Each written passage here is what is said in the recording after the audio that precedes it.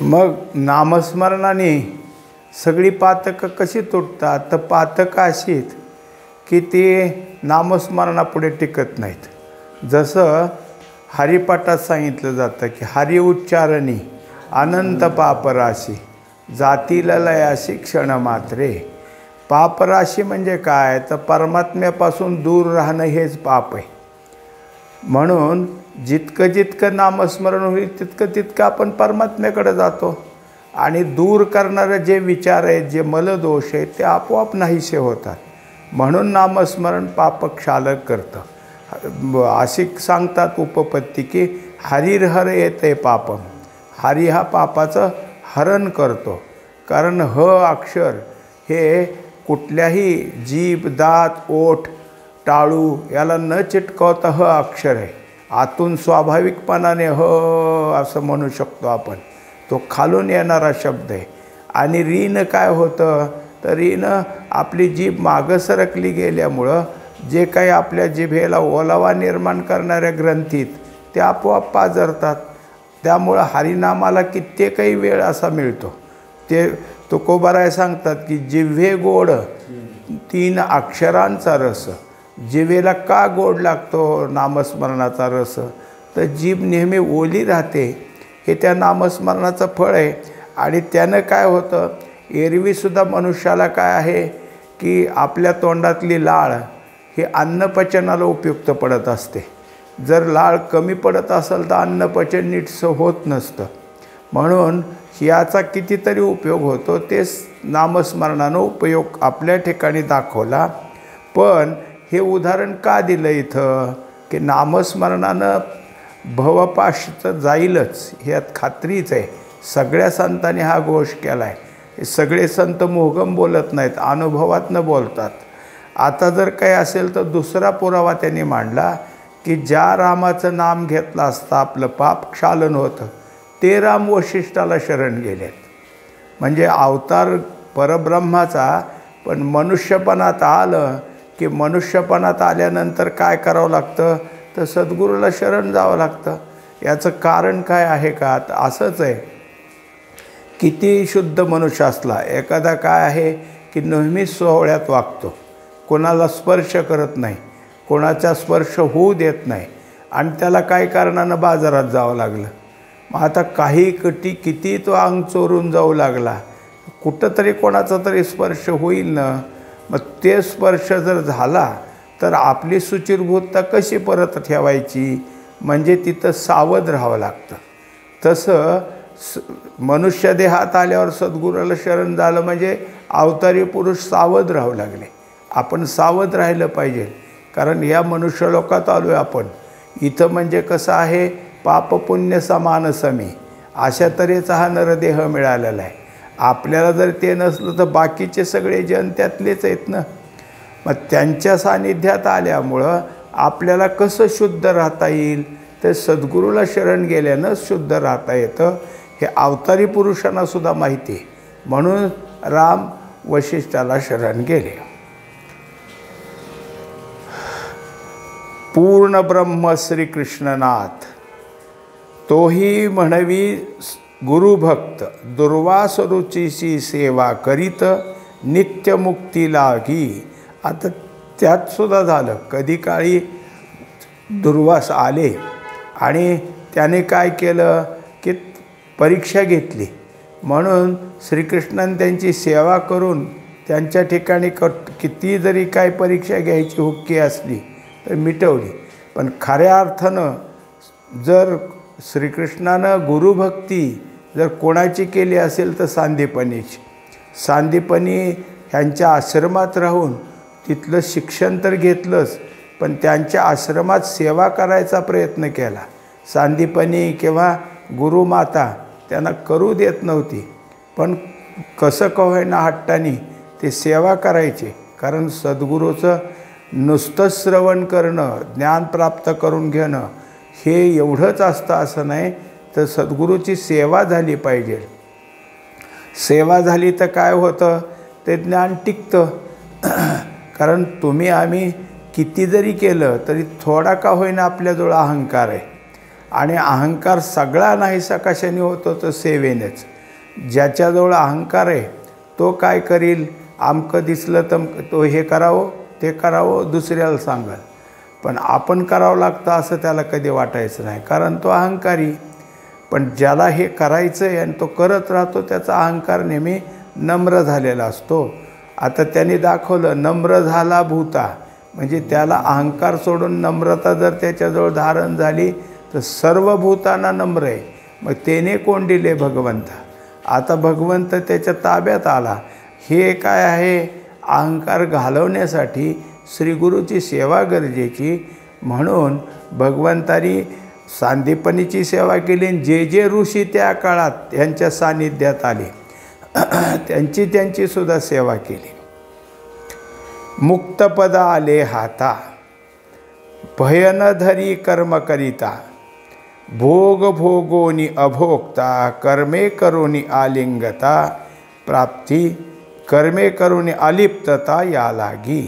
आता जे काही साधू पूर्णत्वाला गेले असं सांगतात की जनकाच्या तिथं एक अशा तऱ्हेची सभा होती की कोण ब्रह्मरूप आहे, म्हणजे ज्याच्या ठिकाणी ब्रह्मरूपता प्राप्त झाली असे कोण आहेत त्यांनी सांगा. आता जे काही ब्रह्मरूप आहेत ते मी ब्रह्मस्वरूप आहे असं म्हणून उठलं तर मी आलं की त्यात, म्हणून कोणीच उठे ना. आता मग हे कसं सिद्ध व्हायचं, कोण म्हणणार, तर याज्ञवल्क उठला आणि मी म्हणला. मग मी म्हणल्यावर सगळे म्हणले आता कशावर तू. मग परीक्षा घेतली होती तिथं की अनेक गायीबरोबर एक सोन्याची गाय ठेवली होती. आता त्या सोन्याच्या गायीला स्पर्श केला आणि ती जर जिवंत झाली तर हे खरे ब्रह्मरूप आहेत. यांच्या ठिकाणी काय आहे की ब्रह्मता प्राप्त झालेली सिद्ध होतं. याज्ञवल्काने त्या गायीला हात लावला, पाठीवर थाप टाकली की गाय निघाली सगळ्या गायीबरोबर. आता काय बोलता येईना ना. हाच याज्ञवल्क सगळा संसार केला. 2 बायका होत्या, सगळं त्यांनी केलं, म्हणजे गृहस्थाश्रमी होते. इतकं सगळं करूनसुद्धा मुक्तच राहिले. शेवटी काय आहे की एकीचं काही नाही, पण दुसरीने त्यांच्याबरोबर पारमार्थिक संवाद केला मैत्रियीने. तर त्या मैत्रियेचा याज्ञवल्क मैत्रिय संवाद हा पारमार्थ संवादातला एक महत्त्वाचा ग्रंथ आहे. हे सगळं का घडलं, का उत्तर द्यावं लागलं, तर परत जरी ते ब्रह्मरूप असून गृहस्थी दिसले तरीसुद्धा कशातही लिप्त नसतात. कोणतंही कर्म त्यांच्या अंगी लागत नाही. आणि भोग भोगोनी अभोगता, सगळे भोग भोगलेले. इतरांना हे ब्रह्मस्वरूप आहेत असं कळणारसुद्धा नाही. इतकं सगळ्यासारखं, हे आवडतं ते आवडत नाही, हे आवडतं ते आवडत नाही, सगळं बोलणार, तुमच्या आमच्यासारखं हसणार रडणार सगळं, पण तरी पण सगळ्यापासून अलिप्त. ब्रह्मपदाचा अधिकारी म्हणून विश्वाते उद्धरी, स्मरण मात्रे दुरिते हरी, तो श्रीहरी गुरुभक्त. एकंदरीत ज्याच्या ठिकाणी ब्रह्मपद प्राप्त झाले असे एक आहेत.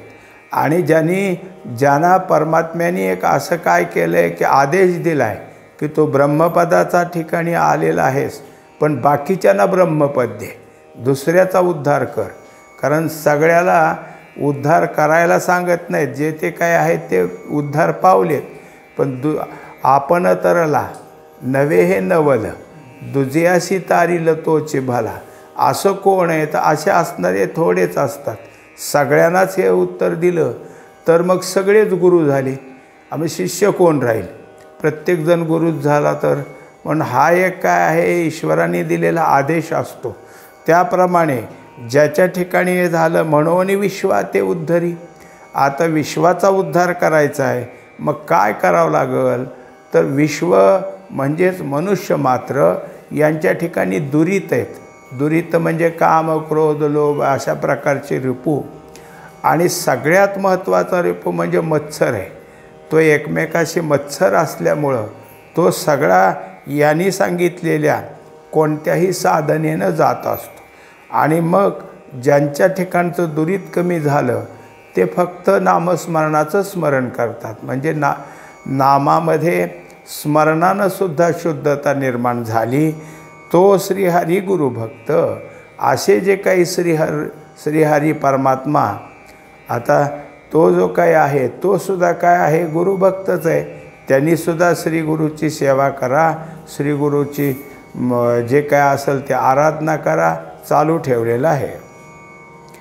जैसी कासवीची उत्पत्ती, गर्भांध झाली संतती, ते चक्षुवीन वाढती, हे कल्पांती घडे ना.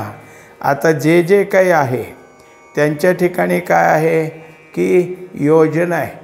जसं कासव आहे आणि कासवाच्या पोटी जे त्याची पिल्लं होतात, ते अगोदर कासव कुठंतरी पाणथळाच्या ठिकाणी खड्डा करतं आणि त्यात अंडी घालतं. मग त्यापासून पिल्लं बाहेर पडतात. पण ते ज्या आले अंड्यातून बाहेर की त्यांना काही दिसत नसतं, त्यांचे हे नाही. आणि शिवाय त्यांना चक्षुवीन, त्यांना चोचही नाही, तोंड फक्त आहे. पण हे आईला काय करत असतात, जसं इतर आहे ते आईचं दूध पिऊन वाढणारे पिल्लं असतात, पण तसं यांच्याकडं नाही. मग काय करतात, तर फक्त आईची त्याची नजरानजर झाली म्हणून त्याला जे काही आहे ते कूर्मदृष्टी असं नाव आलं आणि त्याच्यातच त्यांचं काय वाढ होती. पण इतर ठिकाणचे पक्ष्याला मात्र तसं नाही. आता जसं कासवी काही दूध पाजत नाही, तसं पक्षी, चिमणी हे तेही पाजत नाहीत, पण त्या पिल्लाला चारा घालतात, त्याच्या तोंडात आणून चारा घालतात. मग ते जितकं लहान तितकं तसा चारा मऊ आणून त्याला खाऊ घालायचा, असं काय आहे त्याला वाढवतात. मग त्याच्याशिवाय त्यांची वाढ होणार कशी, कोणीतरी सुरुवातीला लहानपणी पोचलं पाहिजेलच. तैसे सद्गुरु कृपेवीण, पावले मोक्षाचे सदन, भूत भविष्य वर्तमान, ऐकले नाही जनी कोठे.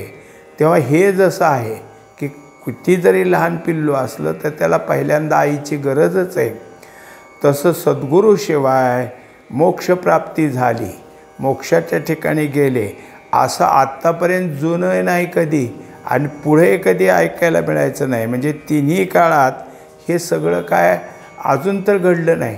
जे जे उद्धार पावले, जे मोक्षप्राप्तीला गेले, ते सगळे सद्गुरू कृपेनंच गेलेले आहेत. गुरुकृपेशिवाय कोणालाही तिथपर्यंत जाता येत नाही. असं अजून ऐकवतसुद्धा नाही की त्याचा उद्धार सहज त्याच्या स्वतः केलेल्या साधनेने झाला आहे, असं कधी कुठेही झालेलं नाही. पुंडलिक वरदारी विठ्ठल, श्री ज्ञानदेव तुकाराम, सद्गुरु समर्थ त्र्यंबकानंद महाराज की जय, माऊली ज्ञानेश्वर महाराज की जय, शांती ब्रह्म एकनाथ महाराज की जय, श्री गुरुदेव दत्त.